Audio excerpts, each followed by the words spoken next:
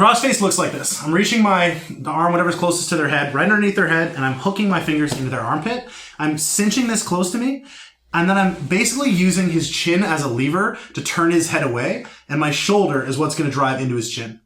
I'm not just using my arm here. Like, I'm not just like doing like a bicep curl or a row. I'm actually aligning my whole body. So I don't want to do this to Chris because it's horrible, but I get up on my toes. So let's say I crossface his chest. I get up on my toes and I drive into him with my hips at an angle that allows me to drive the majority of my body weight downwards into his jaw.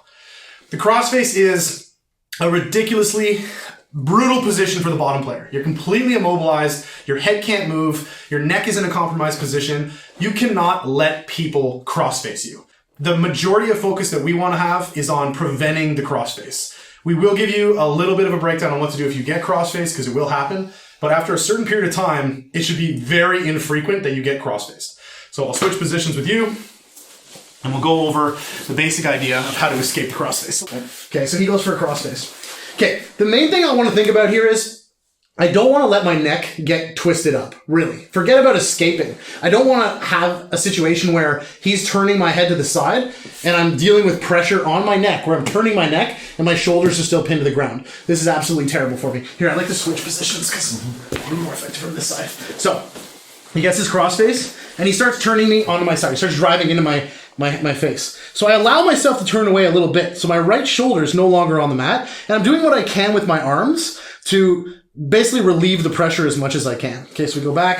Okay, so you go into the crossface position. So we're here. I've put my hand sort of just checking his shoulder. This isn't an effective frame, but it helps a little bit to relieve the pressure. And the fact that my fingers are already in this space is going to help me to sort of reverse the position a little bit so that I'm not dealing with a full-on crossface. So he starts driving into me, and I'm just using what I can to prevent this from being brutally uncomfortable. Now, all I'm going to do is walk my fingers up like I'm sort of slicking my hands through my hair. So you're going to have to actually like do a bit of crossface here. Okay, so you're doing this. Okay, so I turn on my side, protecting my neck, and then I'm just walking my fingers up, trying to create frames where now I'm preventing him from actually affecting the alignment of my neck. Okay, so turn all the way here. Okay, so we're here. He goes for the crossface. All right, he gets it, but at least my hand is inside that space. Let's say it's not. Let's say I'm right here. This is absolutely brutal. I'm in trouble here. I'm going to frame his shoulder, so he starts driving into me. I'm going to frame his shoulder to create a little bit of resistance in terms of him pushing me away. I'm going to allow myself to turn a little bit because I don't want to sacrifice my neck's integrity for the fact that he might move towards my back. It's more important for me to stay healthy. He drives into me. I frame a little bit, and I get my fingers inside this space. After I do that, I'm walking my fingers up my head, and essentially I'm like just slicking my hand through my gorgeous flow. Okay, so I'm here. I turn on my side and I block the crossface. So what we would like to have happen is as he goes to grab my head, I'm blocking the crossface.